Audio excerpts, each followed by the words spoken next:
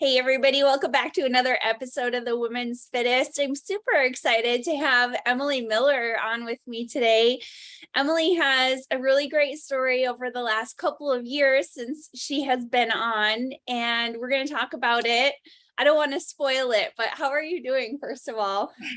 I'm feeling nauseous as heck. So for everyone listening, I am 10 weeks pregnant. I'll be 11 weeks in a few days, but it's been a journey to get here.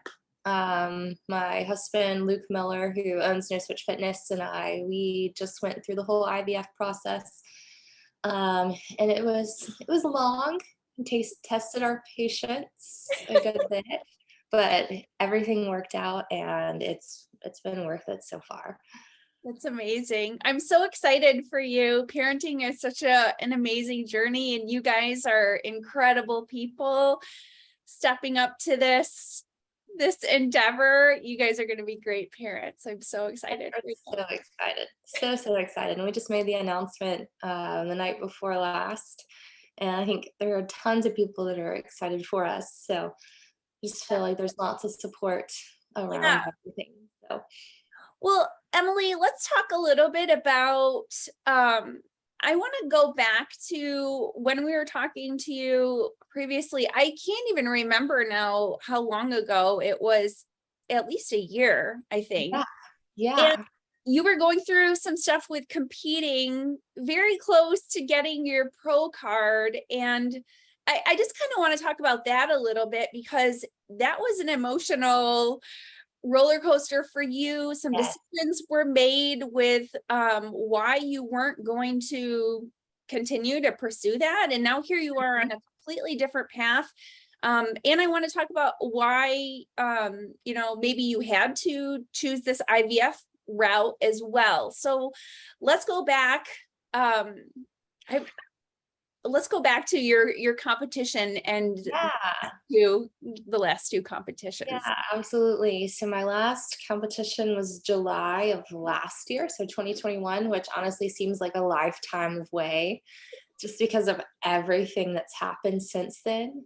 But yeah, I ended up getting third at Universe in my figure class. So I was one spot away from that pro card, and I thought I was going to continue on, but I had already been on prep for so long and my body was just begging me to stop. So that's why I didn't continue on to the next show to try again. But then we just kind of flipped the switch and went into a really good off season. I took between August to really like December, January timeframe just to increase weight, hard training and everything. And then around December, that's whenever Luke and I really started talking about, well, do I just want to take the year and compete again, try again to get my pro card? Or, are we ready to start our family? Because that's something that we had talked about before. And in hopes that I would have got my pro card in 2021, it wouldn't have even been a discussion. So, and we were like, well, let's just reach out. We had been having unprotected sex in our marriage since being married. So, and nothing really came of that, which was okay at the time. But then we started thinking and we're like, well, now we're ready to quote unquote try, whatever that means, and we were worried that things weren't going to happen. And then Luke being a bodybuilder, and most people know that bodybuilding drugs, exogenous hormones have an effect on the reproductive system and can decrease sperm count and all of those things. So we decided to reach out to a reproductive endocrinologist. We actually, for anyone that's in the Dallas area, his name is Dr. Victor Bichet, and he's absolutely fantastic. I can't speak highly enough about him as a doctor. So we decided just to start with my hormonal profile, just to see kind of where everything was. And we were still trying to make that decision. Do I want to proceed with, trying to make a family, or do I want to compete again? Yeah. And so I want to ask you two questions. Quick. Yeah. One, how long was your prep when you placed third at Universe? Because you said I you were prepping for a long time.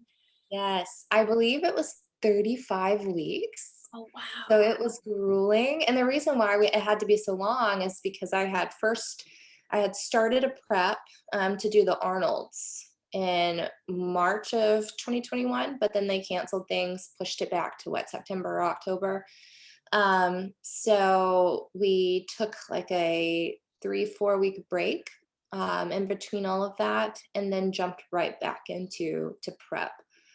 And so I had mentally been in prep for a long time. I Yeah. can't even remember when I started that first one now. I want to say it was like September or October of 2020. Oh, wow. That's So it was a long, long time.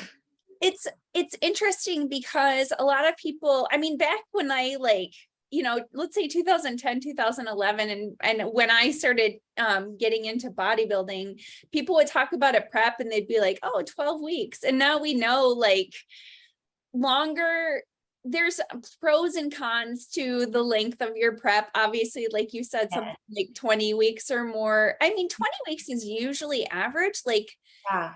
I just want to say for anybody who's listening, you want to say that you're probably going to be prepping for 20 weeks Hmm. to get as lean as what you need to get. Yes. Yes. And without being just completely dead by the end of it, or an attempt to make it a little bit easier on yourself and your body. Yeah. Yeah. And you can have those little bits of diet breaks and stuff like that in the meantime as well, and just be prepared for anything that doesn't consistently allow you to lose. Yeah, absolutely. Yeah. And things come up, and then you get sick, and then you're out for a week, or whatever it may be, so that also just kind of puts in some wiggle room there. Yeah, absolutely. I had another question too, but I don't remember now what it was, but that's okay. Let's go back to, so you were getting your hormones tested and everything. Yes, so I got all of my panels back, and everything was normal except for I found out that I had a low AMH, which is a anti-Müllerian hormone. So basically, it's a hormone in the body that is indicative of egg quantity. Okay. And so if mine was low, that means that my egg quantity was low. And so don't really have a reason for that, maybe I've always been that way. Maybe it was bodybuilding. I don't know. I can't say. Yeah. But it kind of hit home for both Luke and I, and put us on the same page of, yeah, we should go ahead and get this done, because our reproductive endocrinologist was like, this is not something that gets better with time. It typically gets worse. Yeah. So, I know that women are born with however many eggs that they have. So you can't like right. make more, or yeah. So once Yeah, once they're gone, they're basically. gone. Yes. And so I think that was really like the trigger to kind of push us forward to, having a family, instead of me stepping on stage one more time this year. So, And Emily, how old are you and how old is Luke? yeah, we're 27. Okay. So, I Yes. mean, Yeah, we're obviously, relatively young in the big scheme of things. yeah, it's so funny because so many people, especially women, will wait until after they're 30, and then, Hmm. you're surprised that there's, issues big or small. And it's like, yeah, Right. your fertile years really are uh, Hmm. Yeah. 15 to 30 years old. Yes, and that's why I encourage really anyone to, even if you just, you think, oh, we'll start a family in a few years, like you're not ready now. It's not a bad thing to go and get all of your testing done, just to kind of see where you're at, because there's always the option of going through like an egg retrieval. So that way you do have healthy eggs, available for you frozen, if you do decide to wait a few years and you have any issues that are kind of more pressing. Yeah. So, And yeah. with men with bodybuilding as well, I know it's a lot easier and I think much more I don't want to say popular, but people are doing it now more, where you can freeze sperm because, Mhm. a a career of bodybuilding will likely diminish your existing sperm. Yes, and it did for Luke, which was our primary issue, aside from the low egg quantity that I had. No sperm equals no embryos. So, Well, I'm curious um, what you guys had to do to go about that, just because also I know from listening to Luke talk on his podcast and John's podcast, he hasn't been using PEDs for a very long time. So you don't really know. So I wanted to talk to you about this because I think it really is a wake-up call that it doesn't take a whole lot for your fertility to be affected through this sport, right? Like you don't have yeah, to be someone absolutely. who, yeah. Yeah, that's a really good point. Some people think, oh, well, I've taken a lot of, or they've taken a lot of hard drugs. Of course, their fertility is going to be impacted, but I've only taken 150 milligrams of testosterone every week. Mine will be fine. But there are several studies and things out there that show that even TRT, or just simple testosterone replacement therapy at low doses, can affect your fertility. So it really doesn't matter how low that you're using, it can still have an impact. Now, there are some people out there that it doesn't have an impact at all. So we actually have a friend, one of Luke's clients that just competed this past weekend, Ming. He got his wife pregnant like within the week of competing.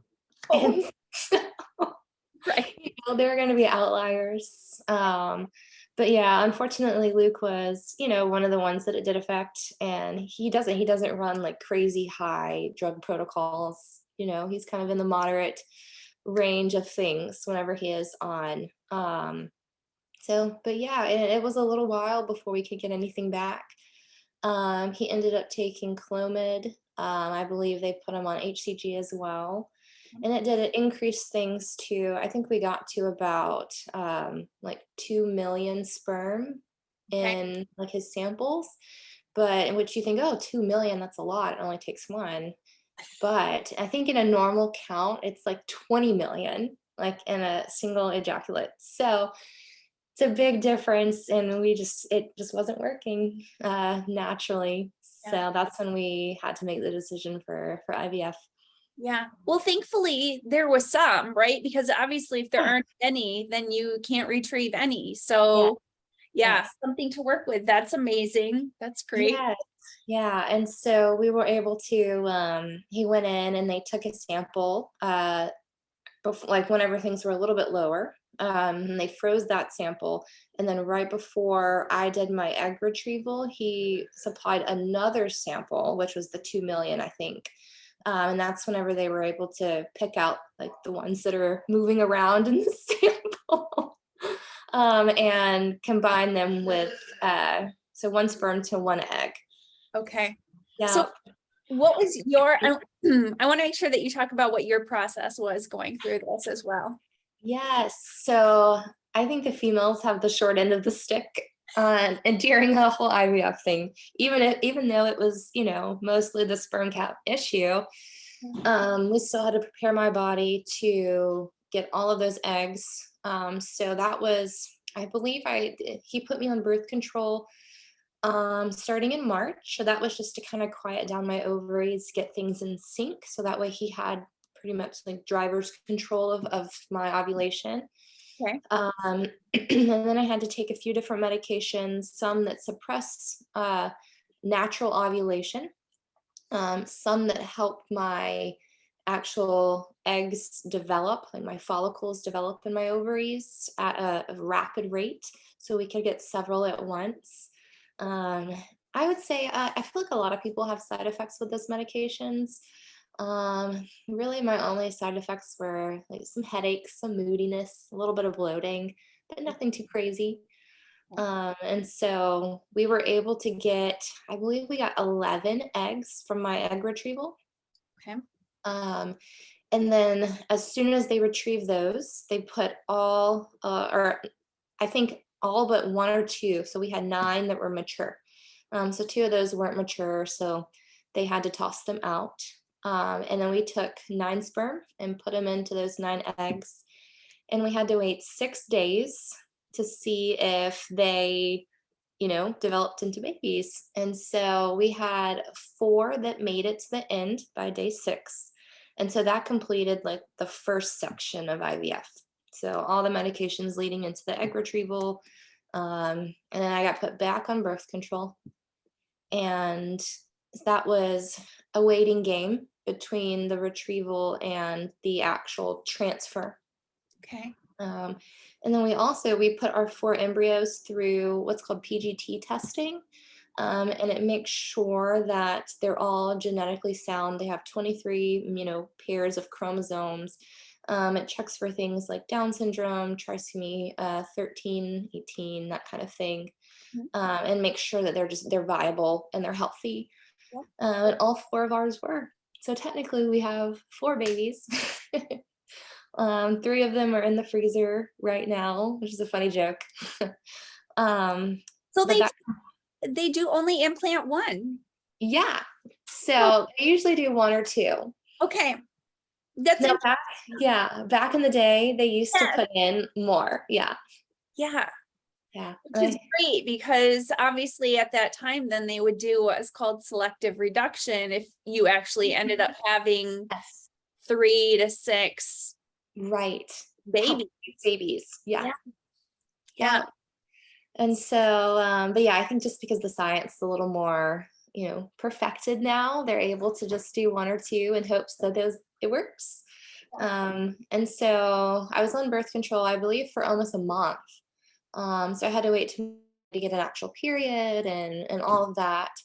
And then in May, I got put on my transfer protocol.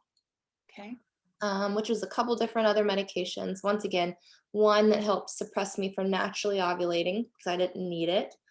And then a couple just to kind of prime my uterus, so like estrogen and progesterone, for an upcoming pregnancy. So we did that for about a month. And then on June 22nd, we were able to transfer one of our embryos. Okay. And that May was pretty May easy. I ask how they do that? Is Yeah, it so they actually, so the embryo is, they have a little lab and they freeze it, I think, in like nitrogen. I okay? don't know if that's correct. I believe it is. But they're very particular about it because they're so tiny, like you can't even see it really with your, the naked eye. So they put it in a petri dish and they make sure that it looks okay still, because when you put them in the freezer, they shrink a little bit, so they need to naturally expand back out to size. And ours was doing great. And there's actually a little shell around the embryo, that they like to see the embryo start kind of like coming out of at that time, and ours was, so she was doing fantastic already. And so they use like a little thin, I don't know if it's glass or plastic, but like a little pipette.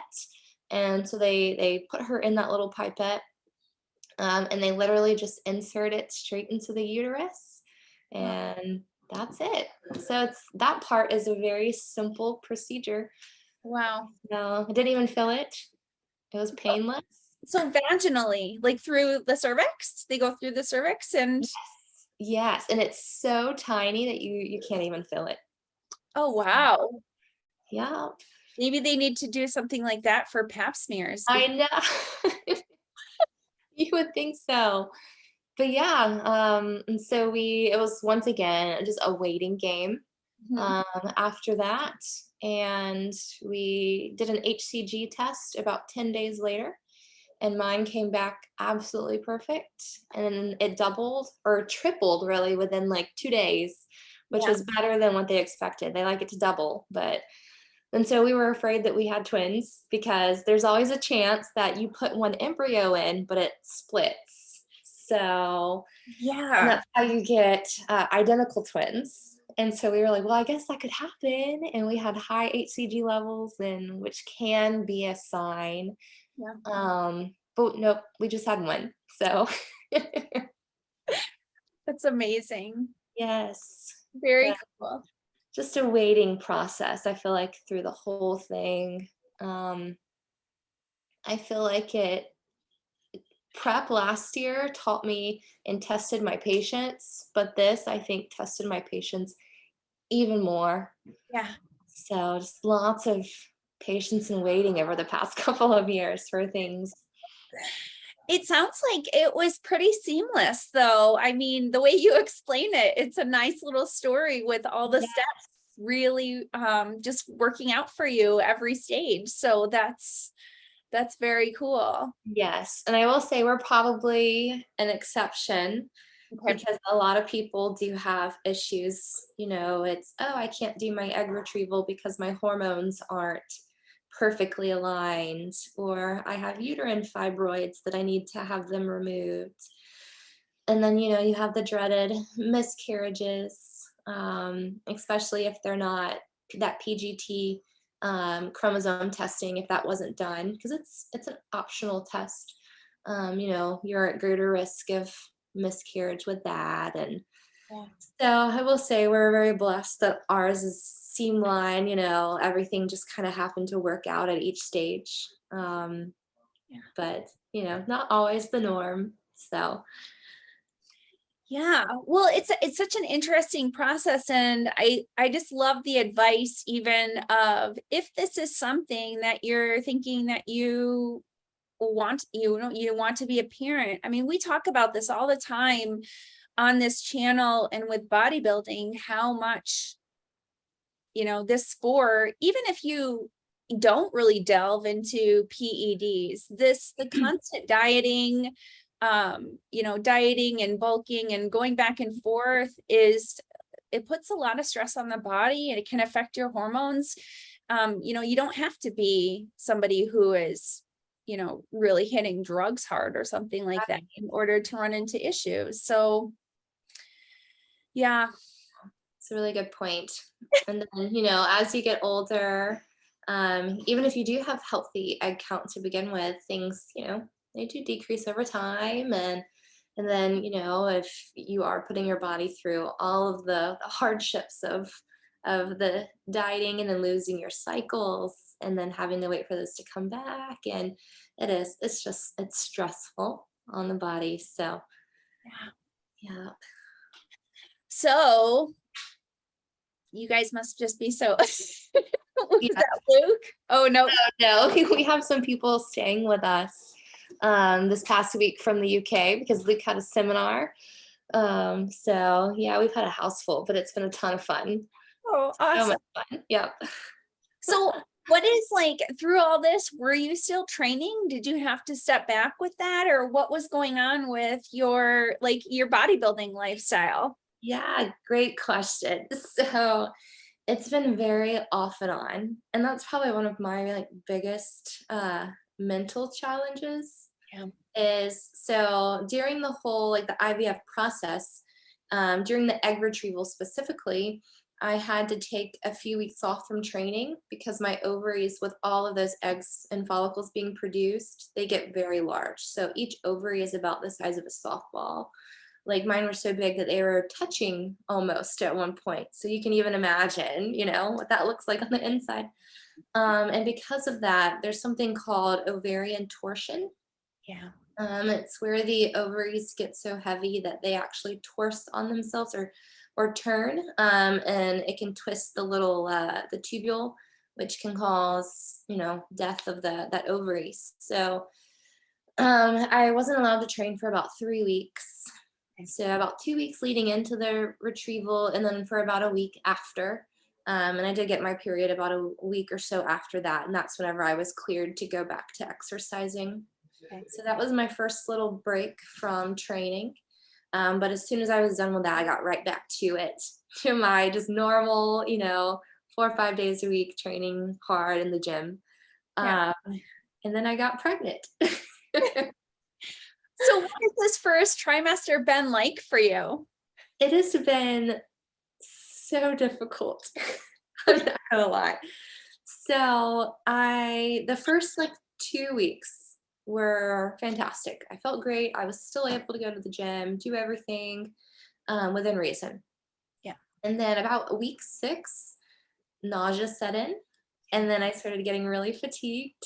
So I was like, okay, I'm gonna just, slow down on the training. So I have been going maybe twice a week. Okay. And now whenever I do go, especially with the legs, even if I do just a short, like really light leg session, I've come home and thrown up. Yeah, the times I've tried. So, I mean, I'm not really training to the best of my ability at the moment. Yeah. I have to give myself grace with it, Yeah. just knowing that it's going to be worth it. But sometimes I get in my head about it too. Yeah. And then my diet has also been really wonky for the past 4 weeks, just because I have extreme food aversions. Yeah. Unfortunately for me, a lot of them are to proteins, Yeah. of course. So I went from eating about, I don't even know, maybe 3,000, 3,500 calories a day to I'm maybe getting 1,500 on a good day. And protein was upwards like 150 to 170 a day. And now I'm eating maybe 50 grams of protein every day. Yes. So Yeah. I'm just really trying to get it in where I can on the eating and the training, especially on the days that I do feel a little bit better. Yeah. Um, but yeah, it's been a big learning curve. Yeah. I went from sticking to, I have protein at every single meal for the past, 5 years? And Right. then now I'm like, I'm just eating carbs sometimes. And so it's different. Yeah. Just Yeah. going with it. Have you, this is something that I think I wish I had known when I was pregnant because of like I had the same thing with that aversion to like Yeah. protein. Have you been taking like using shakes at all? I feel like shakes are a little bit easier to. Yes. So like my normal protein shake, I couldn't even think about touching it. Like my protein powder. Yeah. Now, Fairlife, they make the core protein drinks that taste like milkshakes. And so I've been trying to have maybe like one of those every day just to kind of supplement. I think it's like 26 grams of protein. And also have some calcium because it's milk, which I need, and I'm probably not getting it anywhere else. So I've been trying to do that. But Yeah. yeah, I can't touch protein powder. Oh, Actually, one of the girls that's staying with us, she just made me it's like a protein pumpkin cake. And okay. so it was fantastic. So Oh, that made me really happy. So I was able to eat some protein this morning. it's Yeah. so funny. So I think this is something that, you don't understand until you're pregnant either, is that you're just completely, your body is like out of your own control. Like you just kind Oh, of yeah. have to, Just go like, with it. yes. Yes. And that's what I'm doing, like to the best of my ability. So, and like I said, just trying to give myself some grace about it. And oops, sorry, this is my dog. You're right, buddy. Wow. But yeah, it's definitely a learning curve for me. I don't think I expected to feel quite as nauseous as I do. Yeah. I was like, oh, I'm gonna be fine. I'll just go back to the gym, like my normal schedule, just doing, not trying to make PRs. Yeah. But my body had a different idea. So Yeah. yeah, but we just recently went to the OB on Monday, and everything looks fantastic. So in those moments, it makes it all okay. Yeah. I see her heartbeat on the screen, and I know that she's growing like she should. Yeah. You saying she, Yeah. do you know you're having a girl or are you? Yes, yes. So that's what I didn't mention this. So that's one of the benefits of doing that PGT testing or the genetic testing, is Okay. they can see the sex chromosomes. So we are having a girl. Oh, We ended up with 2 girls and 2 boys. wow. So, yep. Do you No, think that you will have all 4 babies? that's a really good question. I don't know. So at first I was like, oh wow, we have 4. Like I feel obligated to have all 4 of them or give them life in some manner. Yeah. But then, like I said, this whole first trimester has just been really tough. And so I don't know, I think it'll be one of those things that I get through this pregnancy and see how it kind of turns out. Yeah. And then I'm sure in a couple years I'll be like, I'll just completely forget about how bad I felt and decide to have a second maybe. Yeah. But I think maybe we'll stop at 2. Yeah. We can always, there's an option. They give you a couple options whenever you have to sign all the paperwork for the embryos, like legal paperwork. Yeah. So one of them is just discarding them, which neither Luke nor I believe in that, just because we're both Christian based. And we believe, that there are little lives there. So, and then there's the option of having them, or the option of donating them to science, which that was something that we thought we were going to do if we had any genetically abnormal embryos. Okay. We were like, oh, well, they won't get used, but once again, we don't want to discard them. So that would be a really good option to contribute to science, or we can actually adopt them out. Okay. So that's probably the option we'll go if we don't, end up having 4. Yeah. We'll probably find a family who's going through the IVF process and aren't able to use their own egg and sperm, and they are looking for, embryo adoption, which is a whole thing. So, Wow. yeah, Craziness. yeah, there's a lot out there. So, but it'll give another family, an option to have a healthy child. Yeah. Yeah. So, Which which I makes mean, me feel good. there's lots of people going through like you were saying, because a lot of women especially are waiting to try to have babies until they're in their 30s, and then Yeah. running into all these problems. So Hmm. yeah. Yeah, and there's even families in their 40s that, they're deciding they want to try and having trouble. And that's where you see, the most issues. I think is when you get up and there. But Yeah. yeah, that's a whole option. I've actually had a couple kids in clinic who have been embryo adoptions. So yeah, it's a very beautiful science. Well, that's awesome. I'm so excited for you guys, and I just wish you the best on this whole Beautiful. journey. Um, I think one of the things that I just wanted to touch on real quick, I hear about this so often as people kind of, for one reason or another, have to back out of this bodybuilding lifestyle a little bit. Um, has it been a struggle for you, like physique wise, getting used to, like, are you revisiting, or maybe for the first time, some sort of body image issues? I know Yes. it's hard, right? It's very hard. And so I feel like I have my moments, Yeah. but then I just try not to let those kind of take over. Yeah. So I'm thinking of my body as, more than just my physical image, like I'm housing my child and I'm growing a baby, and I'm really excited to get like a little bit of a stomach so I can actually have something to show. So, yes and no. Every now and again, I think it's more so around like the food, Yeah. more so than the training is like, oh, well, I just had this craving for a ton of cheese and I let myself have all that cheese and I didn't even eat any protein like source with it. Oh, like what's going to happen? Or, I went through the whole day and I had one serving of protein all day. And so I think that's kind of what's giving me struggle more so than the training side of things. Yeah. But I think it'll get better as, things start to go along. And I am able to kind of get past the nausea stage and eat a little bit more along the lines of what I, used to. Yeah. Um, Yeah, this will I mean, I can't say for sure, but it should pass within, a couple of mhm. weeks. And Yeah, that's what I'm hoping. yes, I'm hoping that for you as well. So have you picked out, are you like, you're probably going through like names like crazy, right? Trying. Oh, we decided.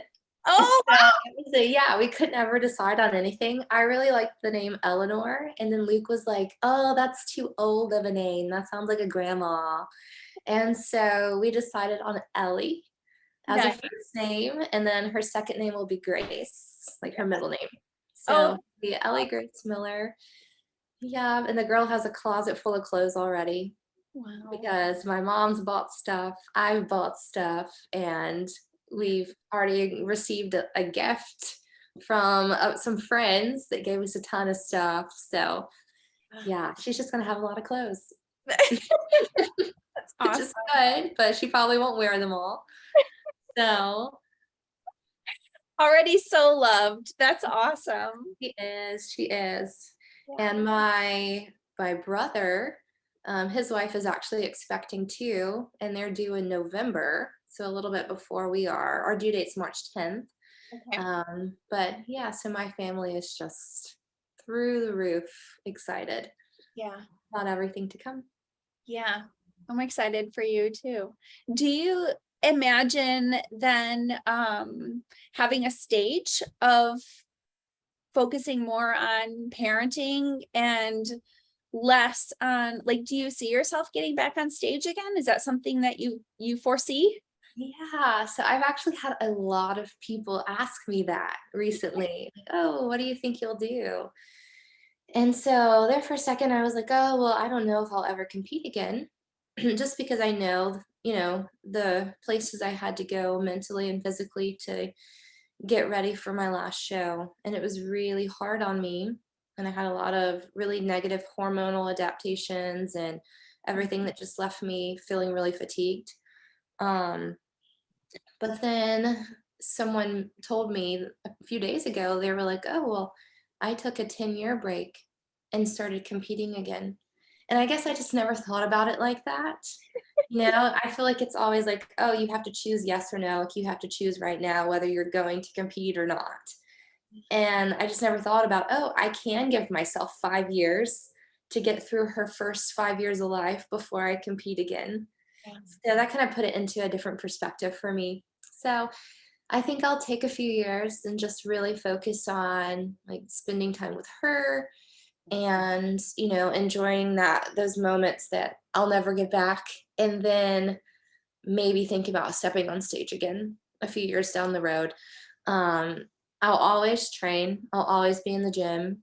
So that won't go away. And I actually even thought about maybe like doing a little bit of like powerlifting type thing over the next few years because the dieting's not, near as a struggle as it is in bodybuilding. So we'll see. Yeah. I'll just kind of take it as it comes.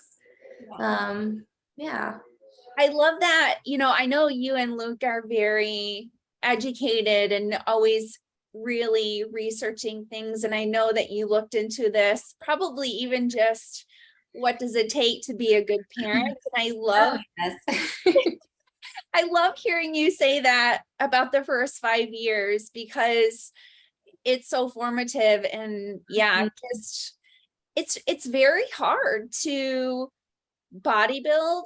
Like you said, it's not just like, people will say, oh, well, you have to eat anyways, or you have to exercise anyways, but mentally it takes a lot more. Yes. And it's not just about going to the gym and exercising or eating your meals every day. There's Mhm. mentally, it drains you. It's a priority and it takes focus, which Absolutely. takes away from, children or whatever it is that, yeah. Yeah, and then you miss out on oh, like, "Mom, I want ice cream," and it's like, "Okay, let's go get ice cream," you know?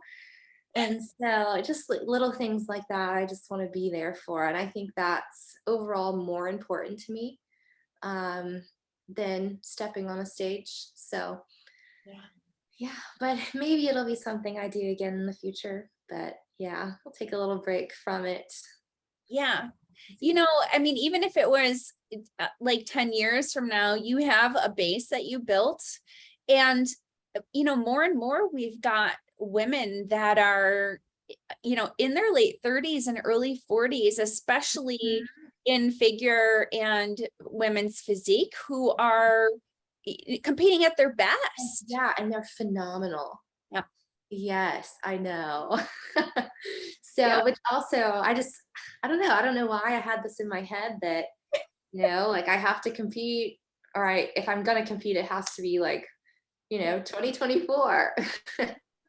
But it doesn't, which was honestly, when she said it, it was a big relief for me too. I was like, oh yeah, I don't have to make that decision right now. Yeah. I can just enjoy things and being a mom. Yeah. So Yeah. yeah. I mean, people say that phrase, the stage will always be there, and it will. And as Mhm. as we get more and more into this sport, as the years go by, we learn so much more Yes. technique and everything else that just allows us to, I guess, like to quote John Druitt, to train smarter, not Yeah. harder, Yes. Yeah. So Absolutely. And him and Luke and a couple others are like the king of like bodybuilding and training research and, it's optimizing everything. So, yes, yes, absolutely. And I'm sure you're going to take all of that knowledge that you have and just hone it in on being the best parent that you can be. oh yes, I'm so excited. So excited. Luke and I actually talk about like, oh, well, what are we going to do in this scenario or that scenario? So it's very real now. Yeah, amazing. Well, if I were to give you one bit of parenting advice, I would say keep them off electronics is the Oh, amen. yeah, Yes. And yeah. social media. Yeah, yeah. I remember when Anna was like 2, at Christmas, like her relatives would pool money and they would distribute the money amongst the kids and they would just buy a whole bunch of stuff.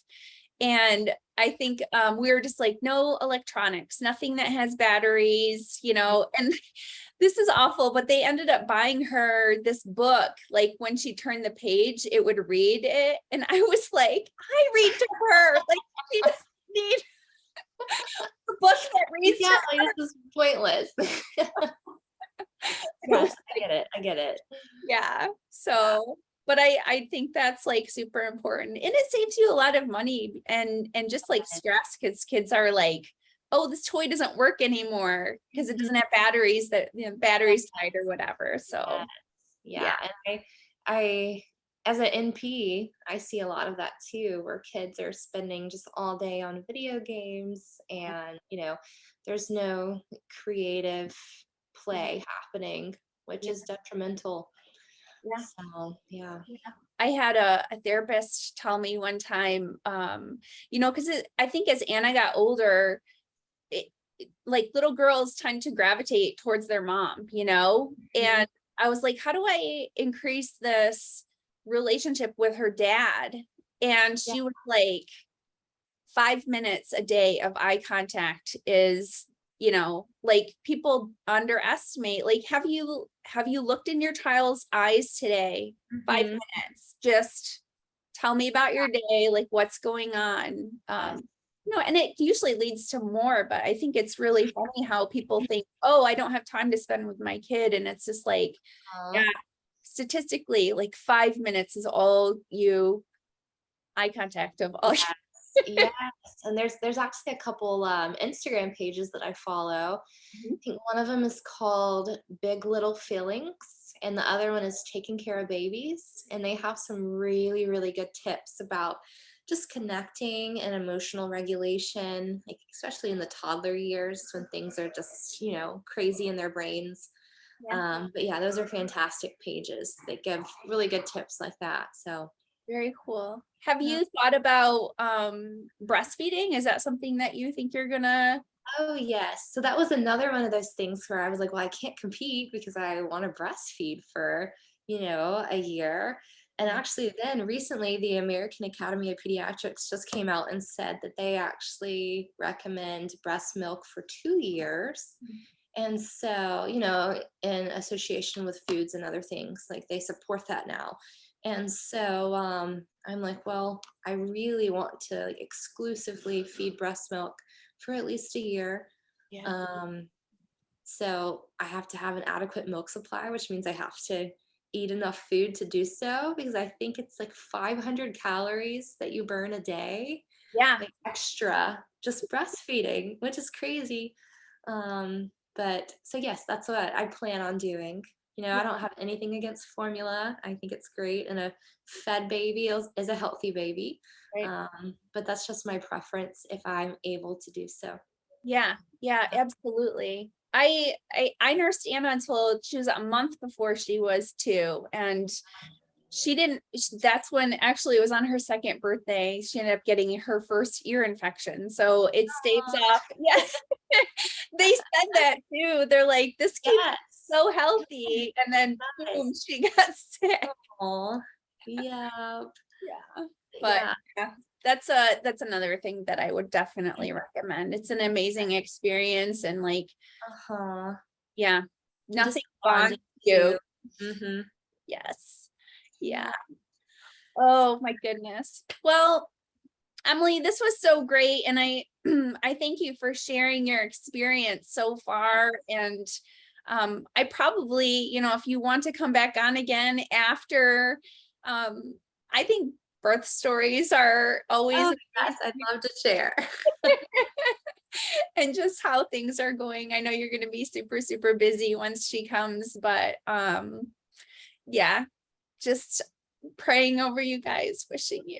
So, thank you so much. We're so thrilled. But yeah, I would love to come back on in what, 7 months? Yeah. Less than 7 months. Yeah.